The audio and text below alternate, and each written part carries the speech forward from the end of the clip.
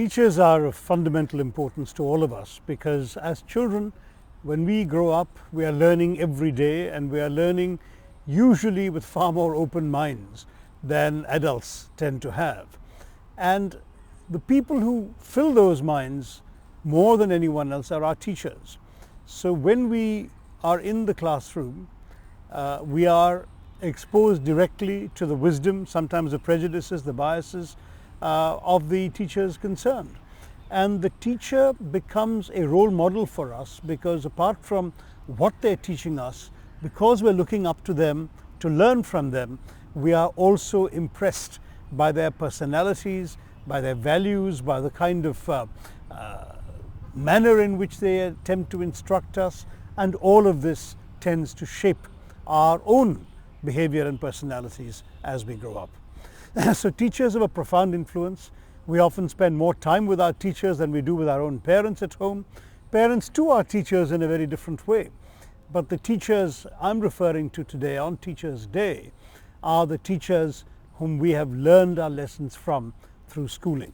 One teacher whom I recall, and there are many teachers I recall with great fondness, but one I recall with a great deal of admiration as well, was a teacher in my school, St. Xavier's in Calcutta, who was a Jesuit priest, Father Remedius, a very good-looking man, great voice.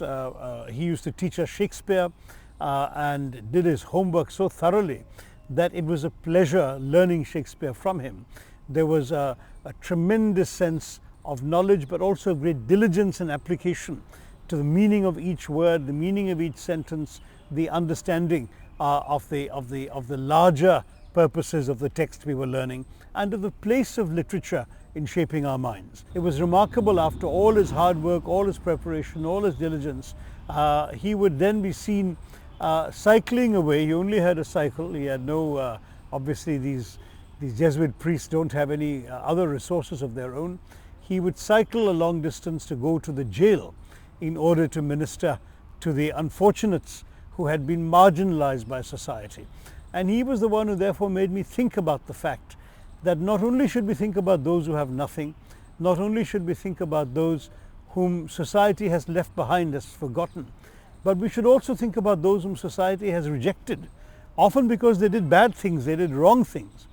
But he profoundly believed that nobody was beyond redemption, and he always felt that catering to the needs of those who not only had nothing, not only had lost everything, but had even had their freedoms taken away from them, that was a kind of service that he felt impelled to do.